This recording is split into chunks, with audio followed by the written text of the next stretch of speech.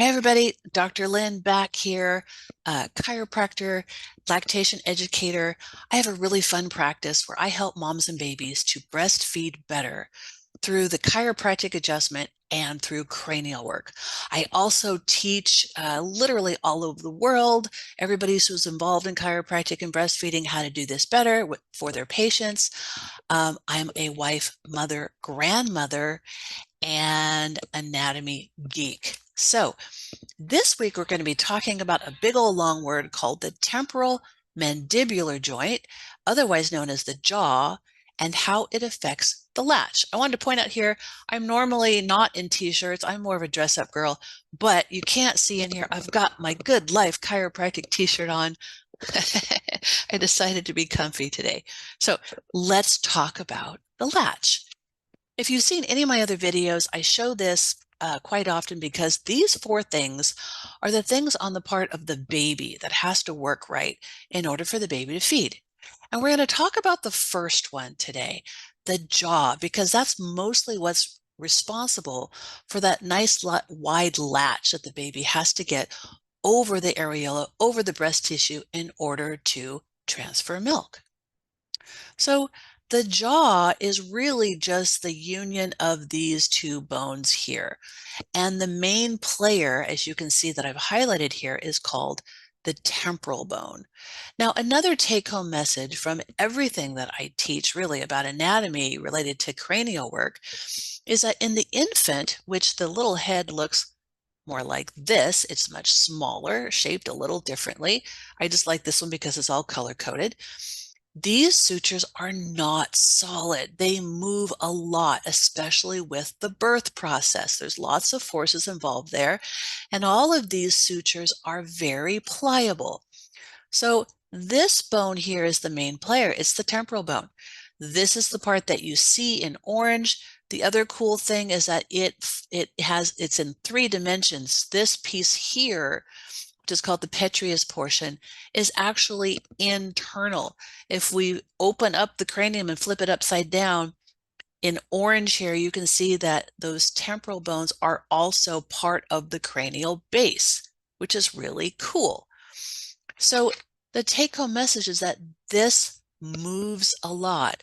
This is just kind of a neutral bystander, but this joint right here has to be nice and even and lined up in order to open as wide as possible. Let's look at a few other things. So this is one of the things that happens all the time. Again, big skull just for the sake of the demonstration. But if you could imagine this right here, which is called the mastoid process of, again, this is that orange temporal bone. This sits right next to the upper neck. So if your baby has a, what might be called a torticollis like this, fancy word for a head tilt caused by the neck being rotated, what happens in essence is that pushes on this temporal bone. Everything is kind of rotated up and down, and that jaw becomes off center.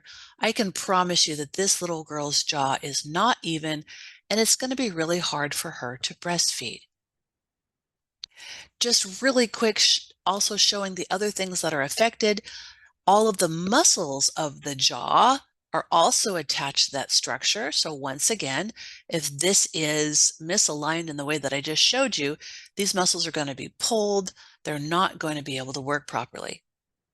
Another muscle here, the digastric muscle, is attached at the base of that temporal bone. You can't really see it there, and attaches into the front of the neck, which is the main muscle that opens the jaw. Oops, we switched forward. That's okay. I was going to show you this anyway. Look at the muscles of sucking. Also, this is the bottom of that temporal bone. And again, that these muscles attach into the front of the neck.